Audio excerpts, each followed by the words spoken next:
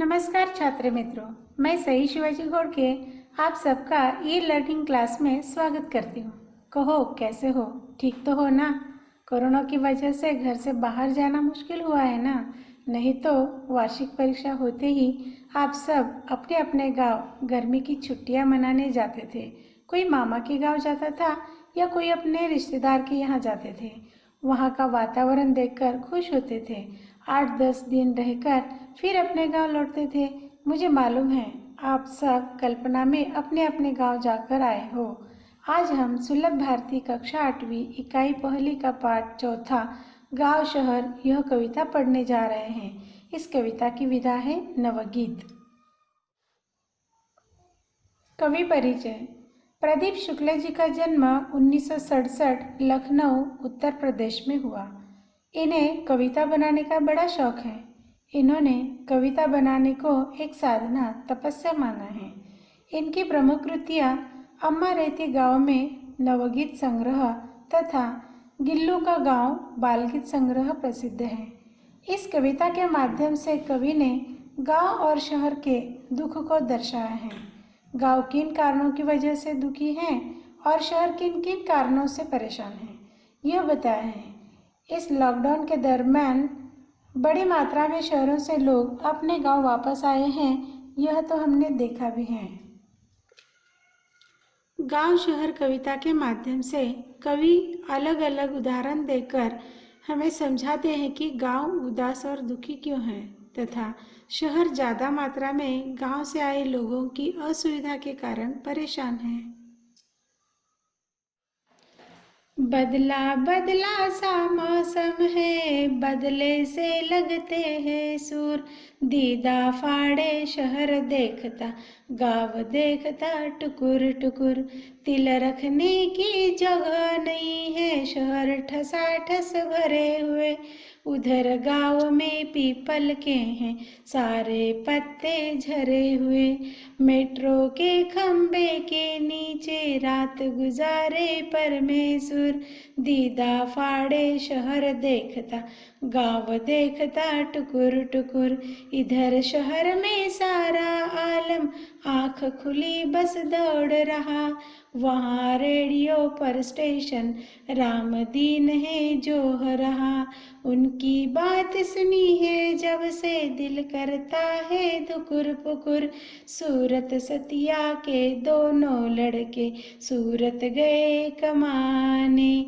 गेहूं के खेतों में लेकिन गिल्ली लगी गमाने।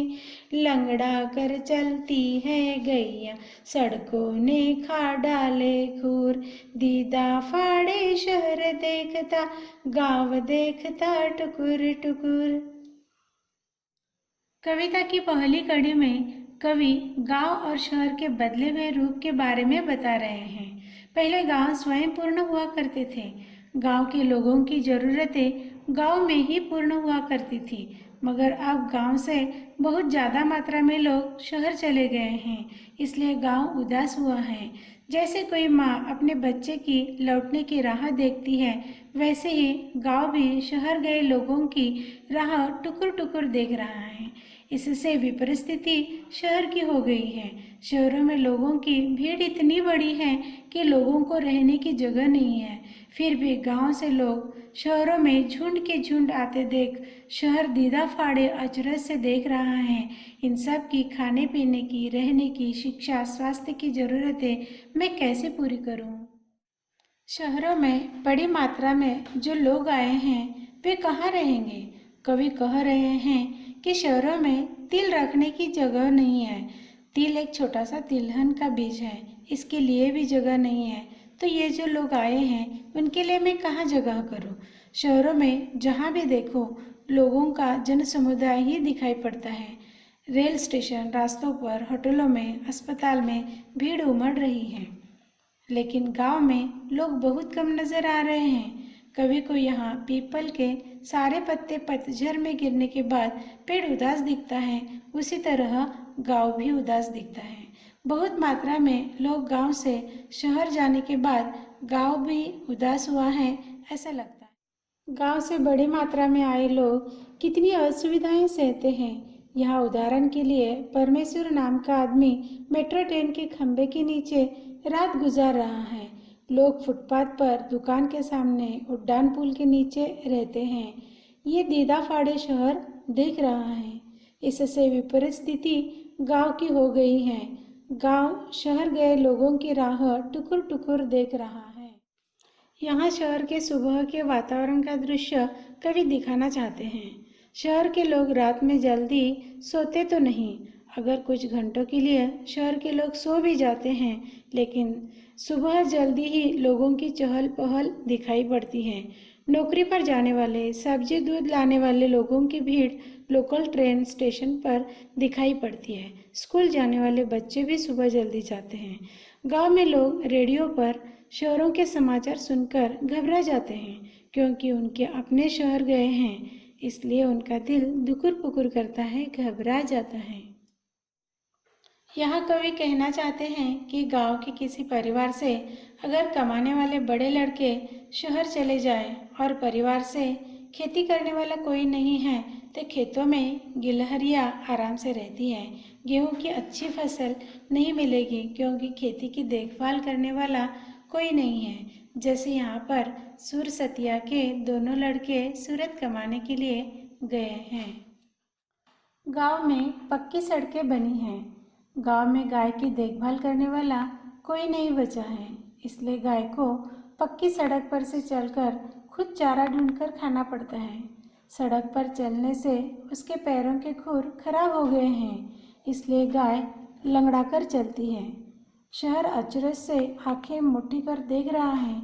इतने सारे गांव से आए और शहरों में रहने वालों की मैं ज़रूरतें कैसे पूरी करूँगा। और बेचारा गांव अपने लोगों की टुकुर टुकुर राह देख रहा है। अब हम बातें करेंगे गांव शहर कविता के स्वाध्याय और कृतियों के बारे में। आपको यहाँ पर कविता का प्रकट वाचन करना है और अपने परिवार में सुनाना है। कविता का अनुलेखन। अनुलेखन का मतलब है पाठ्य पुस्तक में जैसी कविता दी है वैसे देखकर सुंदर अक्षरों में लिखना। कविता का सुस्वर गायन। मैंने आपको कविता का गायन कर सुनाया है। आप अपने तरीके से भी इसे गा सकते हैं। कल्पना पल्लवन में बताया है कि भारतीय संस्कृति के दर्शन देहातों में होते हैं। यहाँ आपको अपने विचार लिखने हैं। गांव की संस्कृति के कुछ मुद्दे मैं यहाँ दे रही हूँ, जैसे सुबह जल्दी उठना, स्नान आदि कर माता पिता भगवान को प्रणाम करना, घर आंगन में रंगोली बनाना, पालतू पशुओं को खेत को ईश्वर मानना, बड़े बुजुर्गों को प्रणाम करना, ढंग के कपड़े पहनना, त्योहार सादगी से मनाना, दूसरों की सहायता करना, गांव में एक दूसरे के सुख दुख में सहभागी होना, जो है उसी में खुश रहना। मैंने समझा। यहाँ आप लिख सकते हैं, गांव क्यों उदास है, गांव के लोगों को आत्मनिर्भर कैसे बनना है, शहर किन कारणों से परेशान है। उपयोजित लेखन। यहाँ वृक्ष और पंछी के बीच का संवाद लिखने के लिए कहा है। यहाँ आपको ही वृक्ष की भूमिका में जाकर पंछी से बातें करनी है, यानी पंछी और पेड़ का संवाद आप कल्पना से यहाँ लिख सकते हैं। जैसे पेड़ ने कहा, कहो भाई तोते कैसे हो।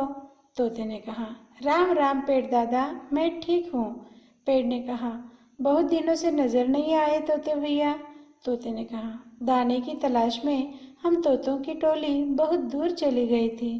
पेड़ ने कहा, तुम्हारे जाने से मैं उदास होकर तुम्हारे लौटने का इंतजार करता रहा। स्वाध्याय। स्वाध्याय में आपको तुलना करो, उचित जोड़ियां मिलाओ, कृतियां पूर्ण करो, एक शब्द में उत्तर लिखो आदि दी गई हैं। उन्हें अपनी हिंदी की कॉपी में सुंदर अक्षरों में लिखना है। परीक्षा में ऐसी ही कृतियां आपको पहली आदि कविता या अंतिम आदि कविता पर 5-6 अंकों के लिए पूछी जा सकती है। स्वयं अध्ययन में आपको यातायात के नियम, सांकेतिक चिन्ह एवं हेलमेट की आवश्यकता आदि के चार्ट बनाकर विद्यालय की दीवारें सुशोभित करने के लिए कहा है। आप अपनी कॉपी में चित्र और जानकारी लिखकर प्रकल्प पुस्तिका बना सकते हैं। जैसे जब हम मोटरसाइकिल से यात्रा करते हैं तब हेलमेट का उपयोग करेंगे तो दुर्घटना के समय हम अपने सिर को गहरी चोट से बचा सकते हैं। रास्ते के साइड में बोर्ड पर यातायात के नियम चिन्ह लगाए जाते हैं। उनका उपयोग कर हम अपनी और औरों की जान बचा सकते हैं। भाषा बिंदु में आपको पाठ्यपुस्तक के पाठों के विलोम और समानार्थी शब्द ढूंढकर उनकी सूची बनाने के लिए कहा है और उन शब्दों का अपने वाक्य में प्रयोग करने के लिए कहा है। विलोम: जो शब्द विपरीत अर्थ या भाव प्रकट करते हैं उन्हें विलोम या विरुद्धार्थी शब्द कहते हैं। जैसे छोटा, बड़ा। मेरा गांव छोटा है। पर्यायवाची शब्द यानी समानार्थी शब्द समान अर्थ प्रकट करने वाले समानार्थी शब्द कहलाते हैं। जैसे पेड़, वृक्ष, गांव, देहात। देहात में पर्यावरण शुद्ध रहता है। आपको अपनी सुलभ भारती हिंदी की पाठ्य पुस्तक में से विरुद्धार्थी और समानार्थी शब्दों को ढूंढकर उनकी सूची बनानी है और उनमें से कुछ शब्दों का अपने वाक्यों में प्रयोग करना है। धन्यवाद।